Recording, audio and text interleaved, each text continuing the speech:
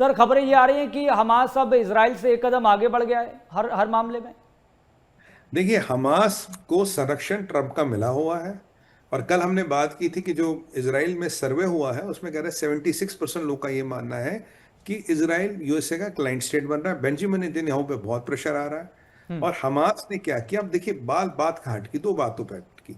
एक तो हमास ने हथियार नहीं डाला, और हमास ने कहीं ना कहीं डेड बॉडीज नहीं दिए, जो मेरा पर्सनल आकलन पहले दिन से था। जब से रिटर्न का बात हुआ, मैंने कहा भाई ये 10 12 15 डेड बॉडीज नहीं देंगे। हम्म। कारण क्या है? मोस्ट प्रॉब्ली इन्होंने रफा के टल्लों से उनको इजिप्ट निकाला और किसी इस्लामिक देश में उनको रखा है for a future day negotiation. Hmm. ये मेरा पर्सनल मानना है। क्योंकि रफा को बचाने के लिए, रफा की टनल्स को बचाने के लिए सारा खेल हुआ था ट्रंप का। अब इन्होंने कल, अब जब इनकी 108 लोग मारे गए, 106 लोग मारे गए, और कल भी लेबनान में बमबारी हुई है। कल भी हमास के कुछ लीडरों को इसराइल ने मारा। बाकी सीज फायर जारी है जी। कल हम्म। भी 22 लोग मरे, पर सीज फायर जारी है। पर ऐसा सीज फायर होना चाहिए, बड़ा अच्छा। अब सीज फायर की भी नई डेफिनेशन आ गई, fire with cease and optional cease plus fire. Hmm. मतलब सीज और फायर, जिसमें से पहला वाला आप हटा दो, फायर कर दो, हम्म। जब जरूरत हो पहला वाला शब्द लगा दो। तो ये दो अलग अलग वर्ड है, सीज प्लस फायर। पहला वाला हटा दो, फायरिंग कर दो, जब फायरिंग हो जाए सीज लगा दो। ये हम्म। आजकल नया पकड़ा है, चलिए वो तो कोई बात नहीं। अब हमास ने चालाकी के साथ, हमास ने क्या किया, हमास ने इनको 2 बॉडीज दे दी। ये इजिप्ट से, दुनिया भर के इस्लामिक कंट्रियों से ग्रेव डिगर आए मशीनें ले लेके कि जी हम कब्रें खोद खोद के बॉडियां निकालेंगे।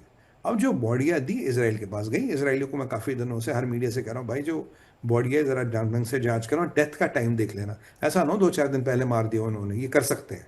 तो जब बॉडी है तो इसराइल ने बोला, तो बॉडी नकली है भाई, बॉडी नकली है, ये हमारा होस्टेज है ही नहीं, तो तुमने किसकी बॉडी दी? हम्म। अब तो अमेरिका का प्रेशर बढ़ा, सबका प्रेशर बढ़ा, इन्होंने फर्जी 2 बॉडियां उठा के दे दी। और हालत ये है कि कोई नई बॉडी नहीं आ रही। वो 10 12 बॉडियों का मसला अब भी अटका पड़ा है। और ना हमास डेट बता रहा, ना टाइम बता रहा, ना कतर कुछ कह रहा, ना सऊदी कुछ कह रहा, ना तुर्किया कुछ कह रहा, कोई भी पूरे इस्लामिक दुनिया में कुछ नहीं कह रहा। उन्होंने ट्रंप को लारे लप्पे दिए थे, हमने भैया वो भेज दिए ग्रेव डिगर्स, वो मशीनें भेजी हैं जिससे हम बॉडीज लोकेट जी। करेंगे। इसराइल मस नहीं हो रहा, कह रहा मेरे को बॉडी चाहिए। और जो 2 बॉडियां कल इसराइलियों को दी, उनको बड़ा गुस्सा आ रहा। कह रहा यार, एक तो तुमने सीज फायर नहीं किया, सॉरी सीज फायर तो कागजों पे है, एक तो तुमने डिसआर्मेंट नहीं किया, और तुमने हरकतें तुम्हारी चल हम्म। रही है, और तुम उस पर जो बॉडियां दे रहे हो, नकली दे रहे हो, मैं बेवकूफ़ समझ रखा क्या? अब अपेक्षा कीजिए, मैं कहता हूँ किसी, भगवान ना करे, किसी की डेड बॉडी 2 साल बाद आनी हो तो पता लगा वहां कोई और डेड बॉडी भेज दी। मतलब इन जिहादियों के लिए कुछ भी सब खेल है, सब तमाशा, क्योंकि हम्म। अमेरिका का पूरा संरक्षण है सर। अमेरिका का हाथ खिंच जाए, और मुझे नहीं लगता अब ये वो वाली शिशुपाल वाली बात हो रही है। हम्म। और ये जो बेंजामिन नेतन्याहू, ये भी कुछ गलतियां माफ कर रहा है कि हम्म। ठीक है, जैसे जनता का आक्रोश एक लेवल से ऊपर गया, तो बेंजामिन नेतन्याहू भी कुछ नहीं कर पाएगा, उसको खुद जाके हमास को निपटाना पड़ेगा। और ट्रंप गया तेल लेने, और उसका सीजफायर गया तेल लेने, और ट्रंप की तो दुनिया भर में इज्जत कुछ बची नहीं, तो वह बेंजामिन नेतन्याहू भी कब तक इज्जत बचा के रखेगा उसकी। पर हम्म। आक्रोश बढ़ रहा है इस फर्जीवाड़े से। पूरे इसराइल की जनता में प्रो बेंजामिन नेतन्याहू और हमास के अगेंस्ट एक्शन करने का हम्म। सेंटिमेंट आ चुका। बिल्कुल जी। बिल्कुल। और सर ट्रंप की फजीहत तो इस मामले में भी हो रही है कि जेलेंस्की के साथ जो हो रहा है, जो यूक्रेन के साथ हो रहा है, वो भी एक बहुत बड़े, कह सकते हैं कि हम ट्रंप को एक्सपोज कर रहा है। ट्रंप ने लगता है कि जेलेंस्की से अपने हाथ पीछे खींच लिए हैं। सर समय का अभाव है, सर जल्दी से इसको भी डिकोड कर दीजिए। देखिए, जेलेंस्की की सेना को सबसे बड़ा झटका लगा जब ये सब प्रकरण हुआ था। मैंने आपको बोला था 2 चीजें होंगी, जी। 3 चीजें। एक, यूक्रेन की धमाके ठुकाई होगी, अब पुतिन ये करेगा। दूसरा, पुतिन कुछ हथियार ऐसे दिखाएगा जी। दुनिया हिलेगा। तीसरी बात, मैं अब भी कह रहा हूं, जेलेंस्की की जान को खतरा है पर्सनल। जी। अभी उसका टाइम आया नहीं। पहला, उसने हथियार दिखा दिया, स्काईफॉल दिखा दिया, प्रेसिडेंट दिखा दिया, ये दिखा जी। दिया।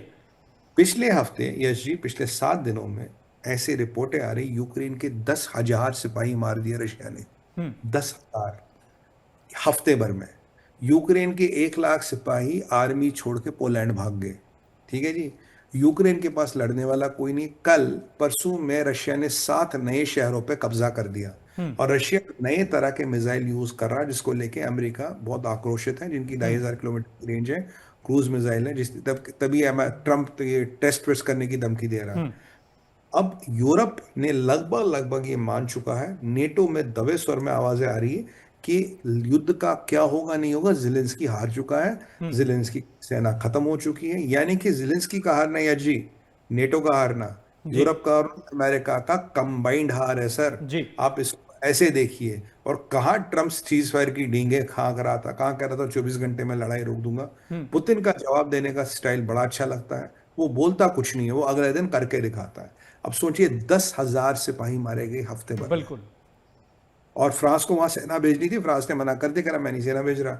आज के डेट में किसी की वहां सेना भेजने की औकात नहीं, क्योंकि पुतिन का सीधा कहना है किसी भी देश की सेना अगर यूक्रेन में हुई, मेरा लेजिटिमेट टारगेट है वो। यहां मत आओ, अगर इस जमीन पे आओगे, यूनिफॉर्म आपकी किसी भी मुल्क की हो, आप मेरे लिए लेजिटिमेट टारगेट हो बिल्कुल भैया, जो होगा आपकी जिम्मेदारी है। ठीक।